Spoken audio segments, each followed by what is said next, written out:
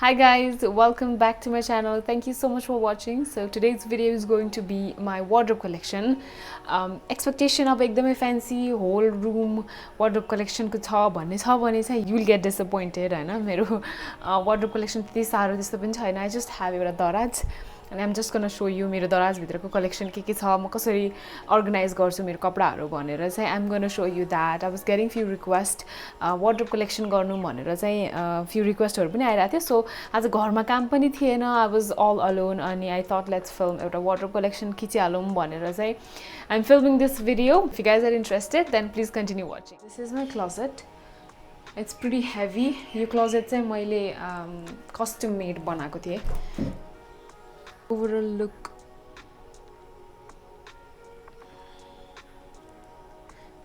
चाहिँ यस्तो छ. तीनटा पार्टिसन छ अनि सेक्सन्सहरु छ. few drawers-हरु भयो हैन. मैले चाहिँ यो कस्टम मेड बनाएको हो. हाम्रो फर्निचर यहाँ घरमा घर बनाउँदाखेरि चाहिँ फर्निचरको काम हुँदाखेरि डिजाइन दिएर बनाएको. बट यो लेन्थ यो यसको हाइट चाहिँ एकदमै ठीक छ. ठिक्कको छ. बट यसको हाइट त ठिकै छ. बट यसको यो भाग हुन्छ नि त्यो चाहिँ अलिकति डीप छ के. त्यसले गर्दा चाहिँ मैले भित्र यता सेपरेट राख्नुपर्ने हुन्छ. भन्दा फर्स्टमा चाहिँ जिन्स छ. रेगुलरली लगाइराख्ने जिन्सहरु चाहिँ यसरी राखेको छु.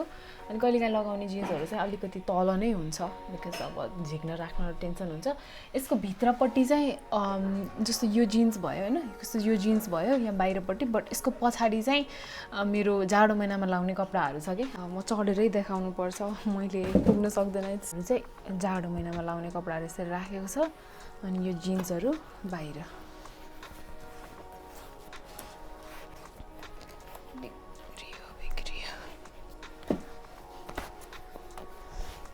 फर्स्टमा चाहिँ जिन्स भयो हैन. अनि यहाँनिर चाहिँ मैले रेगुलरली लगाउने टी-शर्ट्सहरु ड्रेसेसहरु अनि फुल स्लिभ टी-शर्ट्स एउटै ह्याङ्गरमा मैले 2-3 वटा ड्रेस पनि राखिरहेको हुन्छु.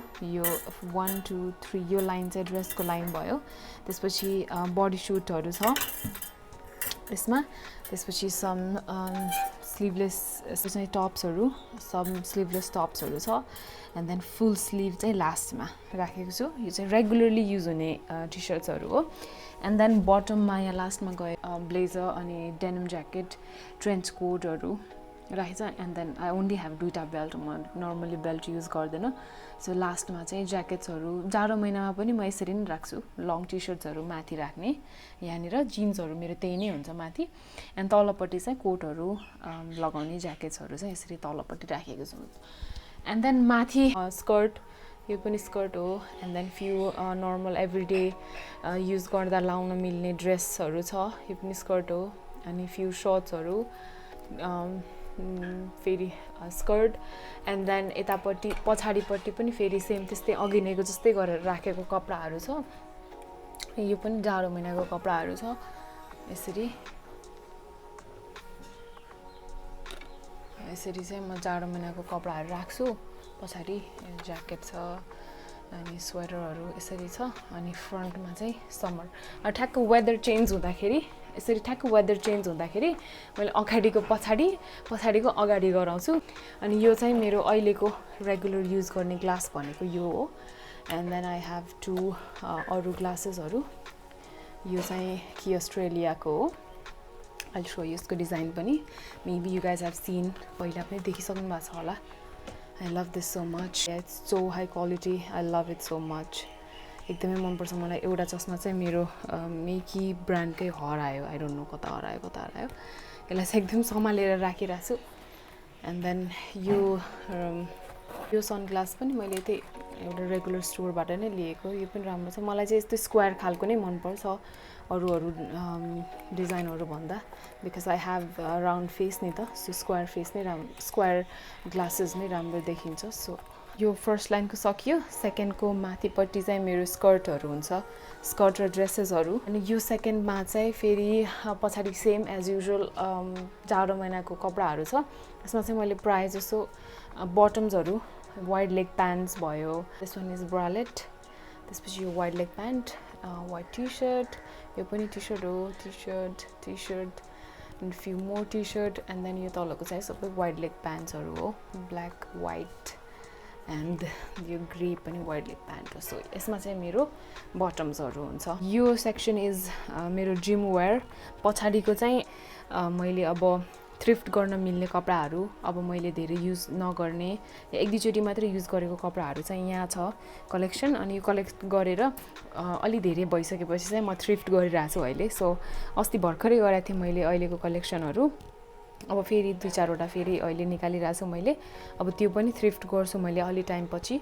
योमा चाहिँ मेरो जिमको कलेक्सन यो भरिएर अर्को सेक्सनमा पनि भइसकेको थियो, बट मैले थ्रिफ्ट गरिसकेँ धेरै चाहिँ।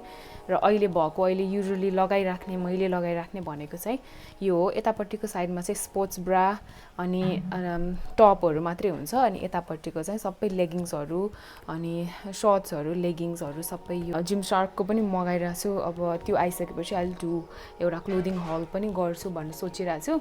एन्ड देन तलपट्टिको यो ड्रर्सहरूमा चाहिँ यो फर्स्ट ड्ररमा मेरो एभ्रिडे लगाउने कपडाहरू हुन्छ, घर बस्दाखेरि लगाउने होमवेयरहरू सबै नअटाएर माथि माथि राख्नु परिरहेछ। यसरी धेरै कपडा अटाउँछ भनेर मैले चाहिँ फोल्ड गरेर यसरी राखेको छ, अनि यो नअटाएर माथिबाट कभर गरिरहेको छु यसरी। यो चाहिँ सबै होमवेयर कपडाहरू हो, घर बस्दा लाउने कपडाहरू। सेकेन्ड ड्रवरमा चाहिँ सबै इनरवेयर्सहरू छ, सक्सहरू, यो सबै लेगिङ्स हो, अनि यो चाहिँ बिकिनी र स्विम सुट हो, एन्ड फ्यु स्कार्फ पनि छ यहाँनिर तल। खासै युज त गर्दैन मैले चाहिँ प्राय लगाउने ब्रा भनेको चाहिँ अन्डरवेयर्सहरू अनि मेरो इनरवेयर चाहिँ सबै यस्तो न्युड कलरको नै हुन्छ। स्पेसली तपाईँले व्हाइट कलरको लगाउँदाखेरि चाहिँ न्युड कलरै लगाउनु। व्हाइट टी सर्ट छ भने भित्रबाट व्हाइटै लगायो भने त्यो देखिन्छ, बट न्युड कलर लगाउनु भयो भने चाहिँ त्यसरी चाहिँ कलर न्युट्रलाइज गरिदिन्छ। I have so many. यो चाहिँ मैले if you guys are from Butwal भने चाहिँ मिनिसोको साइडमा एउटा पसल छ कि, होलसेल पसलहरू छ, सबै यो अन्डर गार्मेन्ट्सहरू पाउने कुराहरू मात्रै छ, अनि त्यहाँ नै त्यहाँबाट लिएर आएको मैले यो सबै। I have a lot of them. यो सबै यो पुसअप ब्राजहरू, अनि यो पनि मलाई एकदमै मनपर्छ। यो चाहिँ मैले मिनिसोबाट लिएको थिएँ। इट्स काइन्ड अफ लाइक यो जस्तो नै, बट यो अलिकति अझै सपोर्टिभ छ। यसको चाहिँ यस्तो लेसहरू पनि छ, यसको न्युड कलरमा पनि छ मसँग, व्हाइट कलर पनि रहेछ अनि न्युड कलर। अब मेरो चाहिँ साइज 34 मात्रै हो, सो अलिकति फर्म लगाउँछु मैले। व्हाइट कलरको थियो, बट यो व्हाइट कलरमा चाहिँ यस्तो हल्का दाग जस्तो निस्किँदो रहेछ।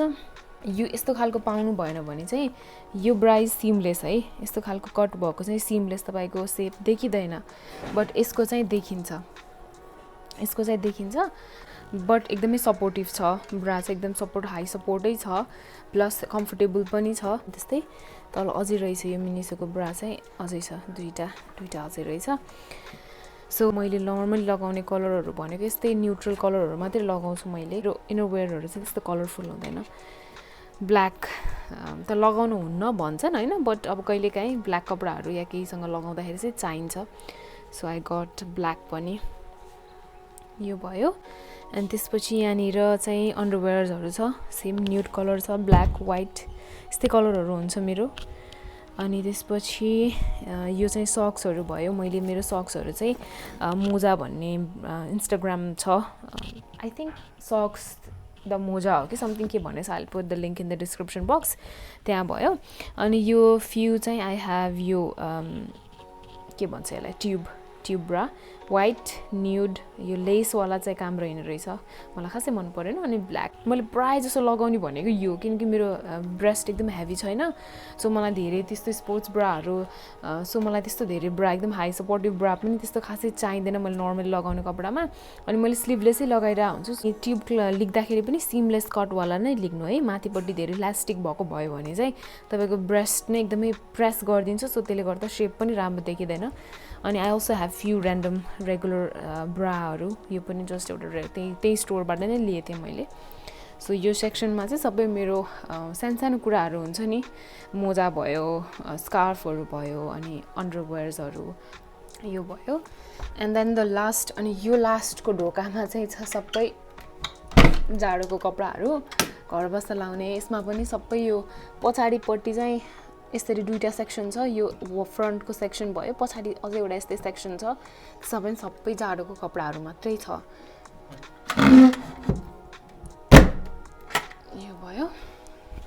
यो भयो सेकेन्ड लाइन सक्यो होइन।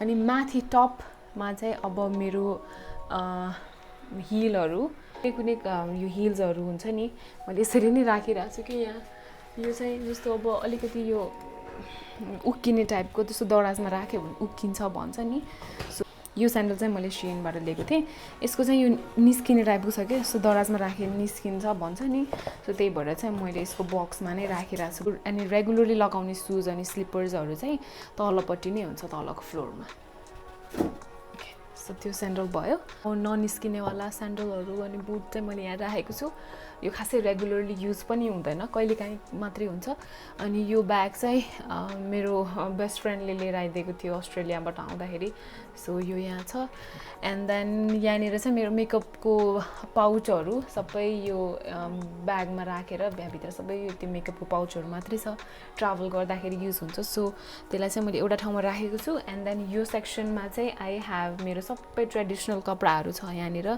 अब सबै नअटाएर मैले एउटा साडीमाथि अर्कोमाथि अर्को गराएर पनि राखेको छु ह्याङ्गर पनि नपुगेर ऱ्यान्डम ह्याङ्गरहरू लगाइरहेछ अब यसमा एउटा छ यसमा दुईवटा तिनवटा कपडाहरू छ यसैमाथि एन्ड यसमा पनि सेम यो चाहिँ भयो यो चाहिँ मैले आई थिङ्क लास्ट तिहारमा लगाएको थिएँ यो भयो त्यसपछि साडी यो पनि साडी यो सबै मेरो मम्मीको साडीहरू हो यो ब्ल्याक चाहिँ यहाँ तल यो भयो त्यसपछि यो साडी यो एन्ड देन यो पनि अनि यो ब्लाउज पनि मेरो मम्मीको ब्लाउज हो मैले चाहिँ एकदमै भ्यालुएबल हुन्छ नि त पछि एकदमै एन्टिक हुन्छ भनेर चाहिँ मैले सबै साडीहरू मैले आफै लगाउन मिल्ने खालको मम्मीको क्लोजेटबाट निकालेर चाहिँ आफ्नोमा राखेको छु मम्मीले खासै साडीहरू युज पनि गर्नु हुँदैन ट्रेडिसनल कपडाहरू यो सेक्सनमा छ अनि यो चाहिँ मैले अहिले 2021 को स्टार्टिङमा राखेको थिएँ मैले 2022 को जनवरीमा फुटाल्ने हो यसलाई सो यसलाई राखिरहेको छु मैले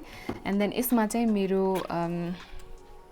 यो बक्समा चाहिँ मेरो ज्वेलरीहरू छ अब लगाउँदाखेरि लगाइहाल्छु अब घर कतै गएर आउने बित्तिकै अनि म निकालेर यसमा नै राख्छु सो यो भयो मेरो ट्रेडिसनल कपडाको सेक्सन अनि माथि चाहिँ सुज र ब्यागहरूको सेक्सन भयो त्यो भयो अनि मेरो खासै त्यस्तो ब्यागको कलेक्सन भनेर ब्यागको कलेक्सन त्यस्तो छैन म त्यस्तो खासै ब्याग लिएर हिँड्ने खालको मान्छे पनि होइन म जस्ट वालेट मात्रै बोकेर हिँड्छु वालेट अनि फोन कहिलेकाहीँ सानो ब्याग यता चाहिँ यो सानो ब्याग लिएर हिँडेर हुन्छु नर्मली त्यस्तो खासै ठुल्ठुलो ब्यागहरू लिएर मैले हिँड्दैन अनि भएको ब्यागहरू पनि एउटा ब्याग ठुलो छ भने त्यो ब्यागभित्र नै अरू ब्यागहरू राखेर हुन्छु त्यस्तो कलेक्सन चाहिँ छैन मेरो ब्यागको अब यहाँनिर यो यसमा चाहिँ मेरो सबै रोबहरू एन्ड पछाडि यसको पछाडि चाहिँ मैले कहिलेकाहीँ लगाउँछु यो टप्सहरू सो टप्स अनि लेगिङ्स भयो अनि चुन्नी तिनीहरू छ ब्लाउज पनि रहेछ यहाँनिर एउटा सो यो भयो रोब अनि यहाँनिर चाहिँ यो मेरो बेडसिट्स अनि पिलो कभरहरू चाहिँ यहाँनिर छ एन्ड लास्टमा चाहिँ जस्ट ऱ्यान्डम स्टफ्सहरू हुन्छ नि यो ब्याग अब टिपिकल नेपाली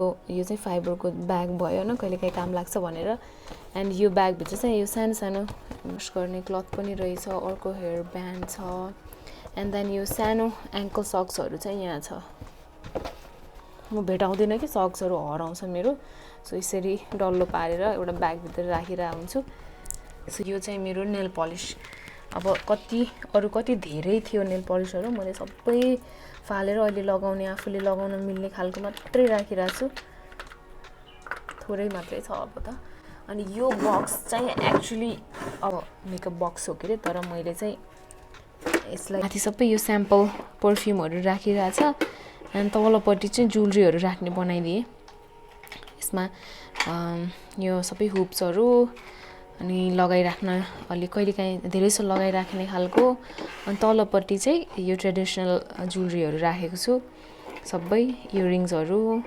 चाहिँ सबै मेरो फेभरेट इयरिङ्स यो one of my favourite earning चाहिँ मलाई एकदमै मन परेर लिएको इयरिङ थियो यो मेरो यो भयो एन्ड देन यो इयरिङलाई मात्रै मैले 2500 हालेर किनेको थिएँ कि सो एक्सपेन्सिभ गड यो ट्रेडिसनल यो ज्वेलरीहरू हुन्छ नि यो झन् कस्तो एक्सपेन्सिभ हुने कि नेपालमा यो चोकरलाई मात्रै मैले यो अनि यसको सेटमा चाहिँ इयरिङ र ऊ पनि छ के यो यस्तो माङटिका जस्तो अनि यो चाहिँ मैले 5000 मा किनेको के सो एक्सपेन्सिभ इन्डियामा कति सस्तो पाउँछ होइन नेपालमा it's so expensive okay so यो बक्समा चाहिँ मेरो ज्वेलरीको कलेक्सन भयो यो चाहिँ मेरो भयो वार्डरोबको यहाँभित्र जे छ सबै भनेको यति हो, धेरै त्यस्तो केही पनि छैन। अनि माथि चाहिँ यो दुईवटा लगेजहरूमा यो लगेज चाहिँ मेरो दाइको लगेज हो अनि यो लगेज चाहिँ मेरो हो। यो लगेजमा चाहिँ फेरि सबै जाडोको त्यो बाक्लो ज्याकेटहरू हुन्छ नि हेभी ठुल्ठुलो, त्यो सबै त्यसमा भरिएको छ। And then I have 2 shoes from the factory team, so high quality. कति धेरै वर्ष भइसक्यो यो किनेको अनि युज पनि मैले धेरै गरिसकेँ, बट स्टिल लुक्स एकदमै नयाँ जस्तो नै देखिन्छ।